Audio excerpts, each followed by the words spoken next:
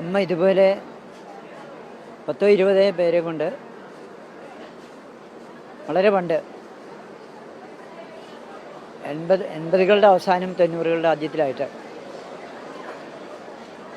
സ്വാമി അമൃതസ്വരൂപാനന്ദപുരി വലിയ സ്വാമിജി മിനിങ്ങാന്ന് പറയുണ്ടായി ഞങ്ങളോട്. അന്നാണ് ഒരു ട്രെയിൻ യാത്ര ഇതുപോലെ ചെയ്തിട്ടുള്ളൂ അമ്മ. അതിനുശേഷം 1000-ൽ പരം ആശ്രമാന്തേവാസികളൊത്ത് അമ്മ ഈ ട്രെയിൻ യാത്ര പോകുന്നു. ഇതൊരു അവർണ്ണനീയമായിട്ടുള്ളൊരു ഇതാണ്. അമ്മയുടെ ഒരു മഹാസങ്കല്പമാണിത്. ഇത്രയും പേരെ കൊണ്ട് ഒന്നിച്ച് അയോധ്യയിലേക്കൊരു തീർത്ഥയാത്ര പോകുന്നു. അവിടെ ശ്രീരാമപ്രതിഷ്ഠയിൽ യന്ത്രങ്ങൾ സ്ഥാപിക്കുക,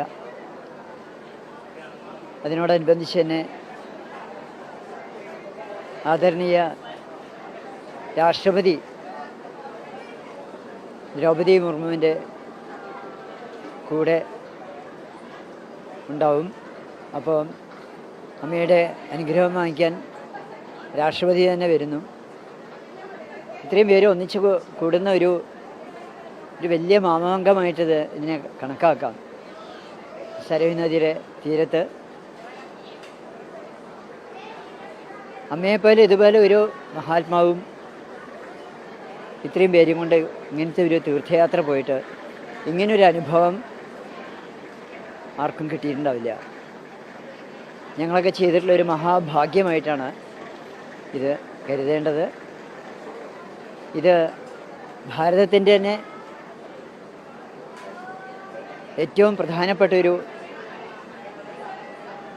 ചരിത്ര സംഭവമായിരിക്കും. അമ്മയൊരു ഇങ്ങനെയൊരു തീർത്ഥയാത്ര, ഒരു സ്പെഷ്യൽ ട്രെയിൻ അതിനു വേണ്ടി തീർത്ഥയാത്ര പോകുന്നു. 3 ദിവസം അയോധ്യയിൽ താമസിക്കുന്നു. അവിടെ അമ്മയുടെ ആത്മീയമായിട്ടുള്ള സന്ദേശവും ആത്മീയമായിട്ടുള്ള ഒരു തപശ്ചര്യ ആണിത്. 2-2.5 ദിവസത്തെ തിരിച്ചും 2-2.5 ദിവസത്തെ ഒരു ട്രെയിൻ യാത്ര. ഇത് അവർണ്ണനീയമാണ്. ഇത് വളരെ നിസ്തുലമാണ്.